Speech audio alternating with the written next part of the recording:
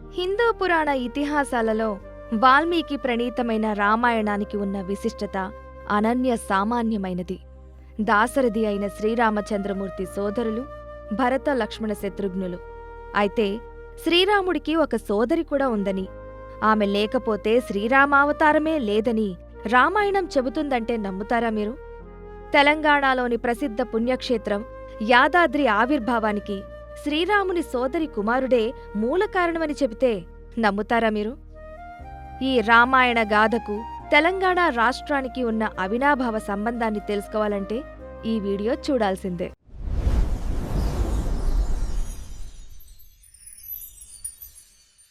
కోసల దేశాన్ని పాలిస్తున్న ఇక్ష్వాకు వంశపు మహారాజు దశరథుడు. ఆయన తండ్రి అజమహారాజు, తల్లి ఇందుమతి. మగధ సామ్రాజ్యపు రాజకుమారి అయిన కౌసల్యాదేవి దశరథుని ప్రధాన దేవేరి. ఈ దంపతులకు వివాహానంతరం జన్మించిన తొలి సంతానమే శాంతాదేవి. శాంతాదేవి అత్యంత సౌందర్యవతి, సకలగుణ సంపన్నురాలు. వేద శాస్త్రాలలో, లలిత కళల్లో మరియు యుద్ధ విద్యలలో అసమానమైన ప్రావీణ్యం పొందిన విదూషీమణి. అంగరాజ్యానికి రాజైన రోమపాదుడు దశరథ మహారాజుకు అత్యంత ప్రాణమిత్రుడు. రోమపాదుని భార్య వర్షిణీదేవి. ఈ వర్షిణి మరెవరో కాదు, కౌసల్యాదేవికి స్వయాన అక్క. దశరథుడు మరియు రోమపాదుడు ఇద్దరూ వశిష్ఠ మహాముని ఆశ్రమంలో విద్యాభ్యాసం చేసిన సహోద్యాయులు. రోమపాదుడు మరియు వర్షిణీదేవి దంపతులకు సుదీర్ఘకాలం సంతానం కలగలేదు. ఒకసారి వర్షిణీదేవి కోసల రాజధాని అయిన అయోధ్యకొచ్చినప్పుడు మాటల సందర్భంలో తన సంతానలేమిని గురించిన తీవ్రమైన బాధను వ్యక్తపరుస్తూ దశరథుని పిల్లల్లో ఒకర్ని తనకు దత్తతివ్వవలసిందిగా సరదాగా అడుగుతుంది.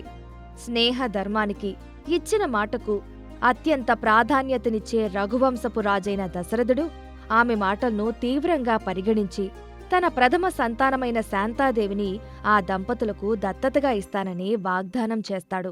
ఆ వాగ్దానం ప్రకారం శాంతాదేవిని అంగరాజ్యానికి దత్తత పంపడం జరుగుతుంది. ఆనాటి నుండి శాంతాదేవి అంగరాజ్యంలో రోమపాదుని గారాల పట్టీగా, ఆ రాజ్యానికి యువరాణిగా సకల మర్యాదలతో, విశేషమైన అనురాగంతో పెరుగుతుంది. ఈ దత్తత ప్రక్రియ కేవలం రెండు రాజకుటుంబాల మధ్య జరిగిన వ్యక్తిగత వ్యవహారం మాత్రమే కాదు, కోసల మరియు అంగరాజ్యాల మధ్య ఒక పటిష్టమైన రాజకీయ దౌత్య సంబంధానికి పునాది కూడా. ఒకనాడు రోమపాదుడు తన దత్తపుత్రికైన శాంతాదేవితో ముచ్చటిస్తున్న సమయంలో ఒక బ్రాహ్మణుడు వారి వద్దకొచ్చాడు. తను వ్యవసాయం చెయ్యదలుచుకున్నానని, ఆ వ్యవసాయానికి ఏదైనా సహాయం అందించమని ఆ బ్రాహ్మణుడు రోమపాదుణ్ణి వేడుకున్నాడు. కాని కూతురుతో కలిసి శాస్త్రచర్చలలో మునిగిపోయిన రోమపాదుడు ఆ బ్రాహ్మణుని అభ్యర్థనను ఆలకించలేదు. తీవ్ర మనస్తాపానికి, ఆగ్రహానికి గురైన ఆ బ్రాహ్మణుడు రాజ్యాన్ని విడిచిపెట్టి వెళ్ళిపోతాడు. తన భక్తునికి జరిగిన అవమానాన్ని దేవలోకాధిపతి ఇంద్రుడు సహించలేకపోయాడు. అంగరాజ్యం కరువు కాటకాలతో దుర్భిక్షంగా మారిపోతుందని శపించాడు. ఏళ్లు గడుస్తున్నా తగిన వర్షాలు కురవకపోవడంతో పంటలు పండక అంగరాజ్యంలో భయంకరమైన కరువు ఏర్పడుతుంది. ఆ కరువు బారి నుండి రాజ్యాన్ని కాపాడుకోవడానికి రోమపాదుడు పండితుల్ను, మంత్రుల్ను సంప్రదిస్తాడు. అప్పుడు వారు ఒక పరిష్కారాన్ని సూచిస్తారు. ప్రాపంచిక సుఖాలకు అతీతంగా పరిపూర్ణమైన బ్రహ్మచర్యం పాటించే నిష్కల్మషమైన ఒక యువ బ్రాహ్మణ మహర్షి పవిత్రమైన పాదాలు అంగరాజ్యంలో మోపితేనే ఇంద్రుడి కోపం చల్లారి వర్షాలు కురుస్తాయని వారు స్పష్టం చేశారు. అటువంటి అరుదైన లక్షణాలున్న ఏకైక వ్యక్తి దట్టమైన అరణ్యంలో ఉన్న విభాండకుని కుమారుడు ఋష్యశృంగుడేనని పండితులు నిర్ధారిస్తారు. ఋష్యశృంగ మహర్షి పుట్టుక, ఆయన పెరిగిన వాతావరణం అత్యంత అసాధారణమైనవి మరియు విలక్షణమైనవి. ఋష్యశృంగుడు కశ్యప మహాముని మనవడు మరియు గొప్ప తపస్శాలి అయిన విభాండక మహర్షి కుమారుడు. ఒకసారి విభాండక మహర్షి మహాహ్రదం అనే సుందరమైన సరోవరం సమీపంలో కఠోర తపస్సు చేసుకుంటున్న సమయంలో అత్యంత సౌందర్యవతి అయిన అప్సరస ఊర్వశిని చూసి మోహితుడవుతాడు. ఆ మోహావేశంలో ఆయన తేజస్సు జలంలో స్థలితమవుతుంది. సరిగ్గా అదే సమయంలో ఆ సరోవరం వద్దకు నీరు త్రాగడానికి ఒక ఆడజింక వస్తుంది. ఆ జింక మరెవరో కాదు, బ్రహ్మదేవుని శాపం వల్ల ఆ రూపంలో భూమిపై జన్మించిన ఒక దేవకన్య. విభాండక మహర్షి యొక్క అమోఘమైన తపోబల సంపన్నమైన ఆ జలాన్ని త్రాగిన వెంటనే ఆ జింక గర్భం దాల్చుతుంది. అటుపైన ఆ జింక ఒక మగ శిశువుకు జన్మనిచ్చి తన శాపం నుండి విముక్తురాలై తిరిగి దేవలోకానికి చేరుకుంటుంది. పుట్టుకతోనే ఆ బాలుడి నుదిటిపై శృంగం అనగా జింక కొమ్ము ఉండడం వల్ల అతనికి ఋష్యశృంగుడు లేదా ఏకశృంగుడు అనే పేరు స్థిరపడింది.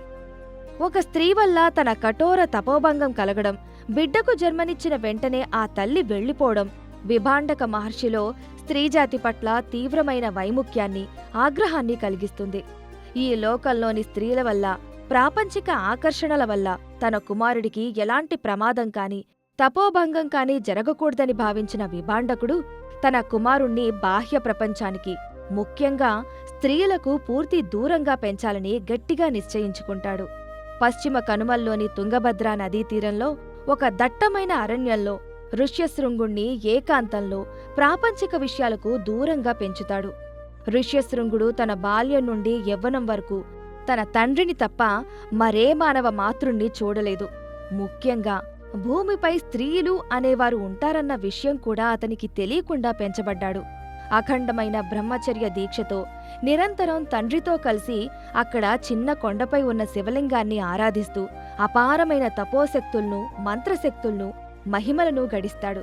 అతని స్వచ్ఛత, అమాయకత్వం, తపోబలం ఎంత గొప్పవంటే దైవిక కార్యాల కోసం, ముఖ్యంగా శ్రీరామావతారానికి ఒక సాధనంగా ఉపయోగపడేంతటి పవిత్రతను ఆయన సొంతం చేసుకున్నాడు. అయితే మహాతపోసంపన్నుడైన విభాండక మహర్షి ఆగ్రహానికి గురికాకుండా ఋష్యశృంగుణ్ణి ఆ ఆశ్రమం నుండి నగరానికి తీసుకురావడం అంత సులువైన విషయం కాదు. మంత్రులు సైతం ఆ ముని కోపానికి భయపడతారు. ఆ మహర్షిని నగరానికి తీసుకురావడానికి వారు ఒక వినూత్నమైన మానసిక వ్యూహాన్ని రచిస్తారు. ప్రాపంచిక సుఖాలు, స్త్రీల గురించి ఏమాత్రం పరిచయం లేని ఋష్యశృంగుణ్ణి ఆకర్షించడానికి అందమైన నాట్యకళలో ఆరితేరిన రాజకన్యలను ఆశ్రమానికి పంపుతారు. తన తండ్రి పడుతున్న వేదనను చూడలేక శాంతాదేవి స్వయంగా ఈ బాధ్యతను స్వీకరిస్తుంది. బయట ప్రపంచం నుండి ఎవరైనా వస్తే వారితో మాట్లాడవద్దని విభాండకుడు తన కుమారుణ్ణి ముందుగానే హెచ్చరించి ఆశ్రమం చుట్టూ ఒక రేఖను గీస్తాడు. విభాండక మహర్షి ఆశ్రమంలో లేని ఏకాంత సమయం చూసి ఆ రాజకన్యలు ఆశ్రమంలోకి ప్రవేశించి ఋష్యశృంగుణ్ణి కలుస్తారు. జీవితంలో తొలిసారిగా స్త్రీలను చూసిన ఆ యువ మహర్షి వారి అందమైన రూపాలను చూసి ఆశ్చర్యపోతాడు. వారిని వింతైన రూపం కలిగిన తోటి ఆశ్రమవాసులుగానే భావిస్తాడు. వారు అతనికి రకరకాల మధుర పదార్థాలు, పండ్లు, పూలు ఇచ్చి విలాసవంతమైన ప్రవర్తనతో, సున్నితమైన స్పర్శతో అతని మదిలో ఆకర్షణను రగిలిస్తారు. రాజకన్యలు పంచే ఇంద్రియ సుఖాలను అతను దైవికమైనదిగా భ్రమపడతాడు. అపురూప సౌందర్యరాశి అయిన శాంతని చూడగానే ఋష్యశృంగుడు ఆమె ప్రేమలో పడతాడు. తదుపరి రోజు విభాండకుడు లేని సమయంలో వారు మళ్లీ వచ్చి ఋష్యశృంగుణ్ణి అంగరాజ్యానికి తమతో పాటు తీసుకెళ్తారు. ఋష్యశృంగుని పవిత్రమైన పాదాలు అంగరాజ్యం భూమిని తాకగానే ఆకాశం ఏకదాటిగా వర్షిస్తుంది. కరువు తొలగిపోయి పచ్చదనంతో రాజ్యం సుభిక్షంగా మారుతుంది. ఈ అద్భుతానికి ఆనందించిన రోమపాదుడు అదే సమయంలో విభాండకుని కోపాన్ని చల్లార్చడానికి తన దత్తపుత్రిక అయిన శాంతాదేవిని ఋష్యశృంగ మహర్షికిచ్చి అత్యంత వైభవంగా వివాహం జరిపిస్తాడు. కుమారుణ్ణి వెతుక్కుంటూ అంగరాజ్యానికి కోపంతో వచ్చిన విభాండకుడు దారి పొడవునా రాజు చేసిన ఏర్పాట్లు, కుమారుడికి జరిగిన రాజ మర్యాదలు, శాంతాదేవి వినయ విధేయతలు చూసి శాంతించి ఆ నూతన దంపతులను ఆశీర్వదించి, నాయనా ఋష్యశృంగ, ఈ రాజుకు ప్రియమైనదంతా చెయ్యి. ఒక కుమారుడు కలిగిన తర్వాత మీరు అరణ్యాలకు రావచ్చు అని ఆశీర్వదించి తిరిగి అరణ్యానికి వెళ్తాడు. అటు అంగరాజ్యంలో క్షామం తీరి శాంతాదేవి వివాహం వైభవంగా జరిగినప్పటికీ ఇటు కోసల రాజధాని అయోధ్యలో దశరథ మహారాజుకు ఒక తీరని లోటు, విషాదం అలాగే మిగిలిపోయింది. శ్రవణకుమారుని తల్లిదండ్రులు ఇచ్చిన శాపం కారణంగా కౌసల్య, సుమిత్ర, కైకేయి ముగ్గురు భార్యలు ఉన్నప్పటికీ వంశాన్ని ఉద్ధరించటానికి దశరథ మహారాజుకు మగసంతానం కలుగలేదు. హిందూ ధర్మం ప్రకారం రాజుకు వంశాన్ని ముందుకు తీసుకెళ్లే వారసుడుండడం అత్యంత ఆవశ్యకం. వంశోద్ధరణ కోసం వశిష్ఠ మహర్షి సలహాతో అథర్వణ వేదంలో సూచించిన పుత్రకామేష్టి యాగం చెయ్యాలని దశరథుడు నిర్ణయించాడు. పుత్రకామేష్టి యాగం అనేది అద్భుతమైన వేద మంత్రోచ్చారణలతో అత్యంత నిష్ఠతో చెయ్యబడే ఒక విశేషమైన తాంత్రిక మరియు వైదిక ప్రక్రియ. నలుగురు వేద పండితులైన హోత, ఉద్గాత, అధ్వర్యు, బ్రహ్మ సమన్వయంతో ఇది జరుగుతుంది. ఆ యజ్ఞాన్ని చేయగల మహర్షి ఋష్యశృంగుడు మాత్రమే. వశిష్ఠ మహాముని ఆమోదంతో దశరథుడు అంగరాజ్యానికి స్వయంగా పయనిస్తాడు. అక్కడ తన మిత్రుడైన రోమపాదుని అనుమతి తీసుకుని తన అల్లుడైన ఋష్యశృంగ మహర్షిని, తన కుమార్తె శాంతాదేవిని అయోధ్యకు సాదరంగా ఆహ్వానిస్తాడు. వారు అయోధ్యలో అడుగుపెట్టగానే ఆ ప్రాంతమంతా సకాలంలో వర్షాలు కురిసి పాడి పంటలతో సుభిక్షంగా మారుతుంది. తమ కన్న కూతురే ఇంతటి మహత్తర కార్యానికి మూలకారణంగా తిరిగి రావడంతో కౌసల్య, దశరథులు శాంతాదేవిని చూసి ఆనందబాష్పాలు రాలుస్తారు. ఋష్యశృంగుడు ప్రధాన యాజకుడిగా యాగాన్ని నిర్వహిస్తున్నాడు. మంత్రోచ్చారణలు మారుమోగుతున్నాయి. యజ్ఞవేదికలో అగ్నిజ్వాలలు ఎగసిపడుతున్నాయి. ఋష్యశృంగుని ఆధ్వర్యంలో హోమగుండంలో శాస్త్రోక్తంగా ఆహుతులు సమర్పిస్తూ ఉండగా దేవతలు, గంధర్వులు, సిద్ధులు తమ హవిస్సులను స్వీకరించటానికి అదృశ్య రూపంలో ఆ యజ్ఞవాటిక పైభాగంలోకి చేరుకుంటారు. యాగాంతంలో మంత్రబద్ధమైన అగ్నిహోత్రం నుండి ఒక దివ్యపురుషుడు ఒక సువర్ణ పాత్రలో పాయసంతో ఆవిర్భవించి దశరథుడికి అందిస్తాడు. ఓ రాజా, ఈ దివ్య పాయసాన్ని నీ భార్యలకు పంచివ్వు. నీకు పుత్ర సంతానం కలుగుతుంది అని ఆశీర్వదిస్తాడు. ఆ దివ్య పాయసాన్ని దశరథుడు తన ముగ్గురు భార్యలలో కౌసల్యకు సగం, సుమిత్రకు పావుసగం, కైకేయికి 8వ భాగం, మళ్లీ సుమిత్రకు మిగిలిన భాగం శాస్త్రోక్తంగా పంచి ఇస్తాడు. ఆ పాయసం సేవించిన ఫలితంగా కౌసల్యకు సాక్షాత్తూ శ్రీరామచంద్రుడు, కైకేయికి భరతుడు, సుమిత్రకు లక్ష్మణ శత్రుఘ్నులు జన్మిస్తారు. ఈ విధంగా శ్రీరామావతారానికి, ధర్మ సంస్థాపనకు ఋష్యశృంగ మహర్షి, ఆయన భార్య శ్రీరాముని అక్క అయిన శాంతాదేవి మూలకారణంగా నిలిచారు. తనను విడిచిపెట్టిన కన్నవారికి సంతానం కలిగించటానికి ఒక మహాకార్యానికి శాంతాదేవి తన భర్తతో కలిసి చేసిన సహకారం ఆమెను రామాయణంలో ఒక అదృశ్య నాయికను చేసింది. ఈ రామాయణ గాథకు తెలంగాణ రాష్ట్రానికి ఉన్న అద్భుతమైన సంబంధాన్ని ఇప్పుడు తెలుసుకుందాం. తెలంగాణ రాష్ట్రంలోని అత్యంత ప్రసిద్ధ పుణ్యక్షేత్రం, తెలంగాణ తిరుపతిగా కీర్తించబడే పంచనారసింహ క్షేత్రమైన యాదాద్రి ఆవిర్భావానికి శాంతాదేవి మరియు ఋష్యశృంగుల కుమారుడే మూల కారణం. స్కంద పురాణం మరియు స్థానిక వైష్ణవ ఆగమస్థల పురాణాల ప్రకారం త్రేతాయుగంలో ఋష్యశృంగ మహర్షి మరియు శాంతాదేవి దంపతులకు జన్మించిన కుమారుడే యాద మహర్షి. తండ్రి అడుగుజాడల్లో నడిచిన యాదర్షి హనుమంతుని మార్గనిర్దేశం మరియు ఆశీస్సులతో భువనగిరి మరియు రాయగిరి కొండల మధ్య ఉన్న గుహలో శ్రీ నరసింహస్వామిని ప్రసన్నం చేసుకోవడానికి కఠోర తపస్సు చేశాడు. ఆయన అనన్య సామాన్యమైన భక్తికి, తపస్సుకు మెచ్చిన నరసింహస్వామి 5 విభిన్న రూపాలలో సాక్షాత్కరించాడు. అవే జ్వాలా నరసింహస్వామి సర్పరూపంలో, యోగానంద నరసింహస్వామి ధ్యానముద్రలో కూర్చున్న రూపం, గండబేరుండ నరసింహస్వామి పక్షి రూపం, ఉగ్ర నరసింహస్వామి, లక్ష్మీ నరసింహస్వామి. తనకు దర్శనమిచ్చిన స్వామిని ఆ 5 రూపాలలో ఆ కొండపైనే స్వయంభువుగా భక్తుల కొరకు కొలువై ఉండాలని యాదర్షి ప్రార్థించగా స్వామి అందుకు అనుగ్రహించాడు. యాదమహర్షి తపస్సు చేసి పునీతం చేసిన గిరి కాబట్టే ఆ ప్రాంతానికి యాదగిరి అనే పేరు స్థిరపడింది. ఇక్కడ గర్భగుడి ఒక సహజసిద్ధమైన గుహలో ఉండడం విశేషం. తెలంగాణ ప్రాంత ప్రజలు ఈ క్షేత్రాన్ని అత్యంత భక్తి శ్రద్ధలతో కొలుస్తారు. ఇది శాంతాదేవి వంశానికి దక్కిన ఒక శాశ్వతమైన ఆధ్యాత్మిక మరియు భౌగోళిక గుర్తింపు. పుత్రకామేష్టి యాగం పూర్తయిన తర్వాత ఋష్యశృంగుడు శాంతాదేవితో కలిసి తిరిగి అరణ్యానికి వెళ్లి ప్రశాంతంగా తపస్సు చేసుకుంటూ జీవనం సాగిస్తాడు.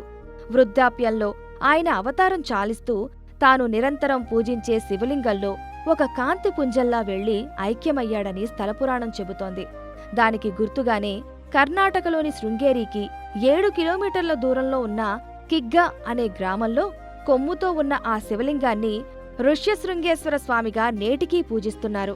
అలాగే విభాండక మహర్షి పూజించిన శివలింగాన్ని శృంగేరులోని ఒక చిన్న కొండపై మలహానికరేశ్వర స్వామి ఆలయంలో నేటికీ పూజిస్తున్నారు.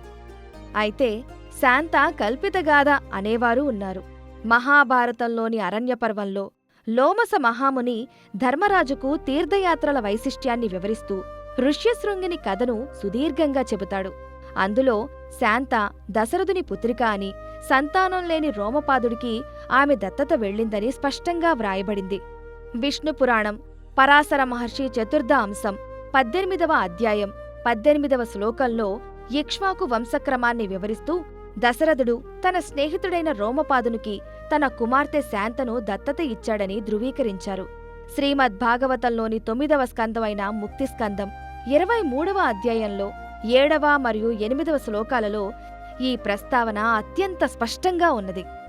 సుతో ధర్మరథో యస్య జజ్ఞే చిత్రరథో ప్రజాః రోమపాద ఇతి ఖ్యాతస్తస్మై దశరథః సఖా శాంతాం స్వకన్యాం ప్రాయచ్చదృశ్యశృంగ ఉవాహయాం. అనగా దివిరథుని కుమారుడు ధర్మరథుడు, అతని కుమారుడు చిత్రరథుడు, అతడే రోమపాదుడు అని ప్రసిద్ధి చెందాడు. కాని రోమపాదునికి ఎంతకీ సంతానం కలుగలేదు. అప్పుడు అతని ప్రాణమిత్రుడైన దశరథ మహారాజు తన సొంత కుమార్తె అయిన శాంతాదేవిని అతనికి దత్తతగా ఇచ్చాడు.